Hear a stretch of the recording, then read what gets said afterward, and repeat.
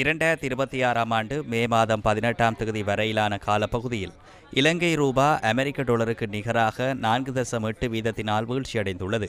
இலங்கை ரூபாவின் பெறுமதி வீழ்ச்சியானது பொருளாதாரத்திற்கு நிச்சய மோசமான விளைவை ஏற்படுத்தாது என்பதை கவனத்தில் கொள்ள வேண்டும்.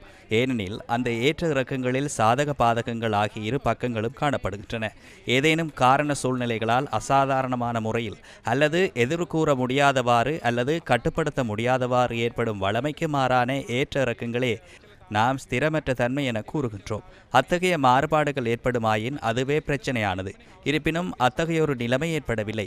மத்திய கிழக்கின் யுத்த சூழல் விரைவில் முடிவுக்கு கொண்டு வந்தால் அதனுடன் வெளிநாட்டு நாணய மாற்று விகிதத்தின் மீது ஏற்படும் அழுத்தம் தளர்த்தப்படும் என நாம் எதிர்பார்க்கின்றோம். அதேபோன்று நாணய மாற்று விகித அழுத்தத்தை குறைக்கும் சில நிதி வரவுகளை இலங்கை பொருளாதாரம் எதிர்பார்த்துள்ளதை வலியுறுத்த வேண்டும். மே மாத இறுதியில் சர்வதேச நாணயத்தின் நீடிக்கப்பட்ட கடன் வசதியின் கீழ் $600 மில்லியன் பெறுமதியான 2 தவணைகளை நாம் எதிர்பார்க்கின்றோம். அதேபோன்று ஆசிய அபிவிருத்தி வங்கியிடமிருந்து இந்த வருட இறுதிக்குள் $380 மில்லியன் முதல் $480 மில்லியன் வரையான நிதி வரவை நாம் எதிர்பார்க்கின்றோம்.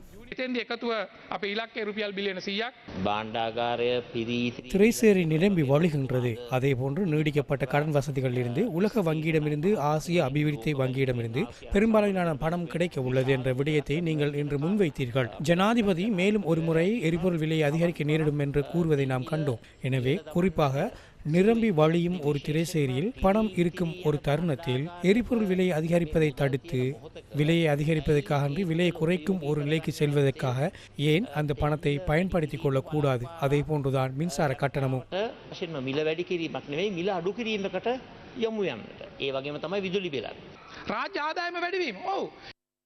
அரச வருமானம் அதிகரித்துள்ளது. அதாவது அரச வருமானத்தை அதிகரித்தல் என்பது மேலதிக வரிகளை விதித்த அல்ல. நீடிக்கப்பட்ட அபிவிருத்திக்கான சர்வதேச நிதியத்திலிருந்து பெறப்படும் பணத்தை வழங்க முடியாது என்று கேட்கின்றார்கள். எனவே அது முற்றிலும் தவறானது. எதிர்க்கட்சி தலைவர் அவர்களே, கடன் ஒன்றை பெற்று அதனை மானியங்களாக வழங்க முடியாது. அந்த கடன்கள் பயன்படுத்தப்படும் விசேட திட்டங்கள் உள்ளன. அவை சர்வதேச நாணயத்திலிருந்து பெறப்படுபவை ஆகும்.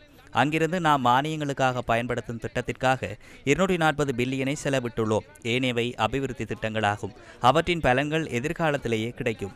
அதேபோன்று ஆசிய அபிவிருத்தி வங்கியினதும் திட்ட அடிப்படையிலான கடன்களே உள்ளன. உலக வங்கியினதும் திட்ட அடிப்படையிலான கடன்களே உள்ளன.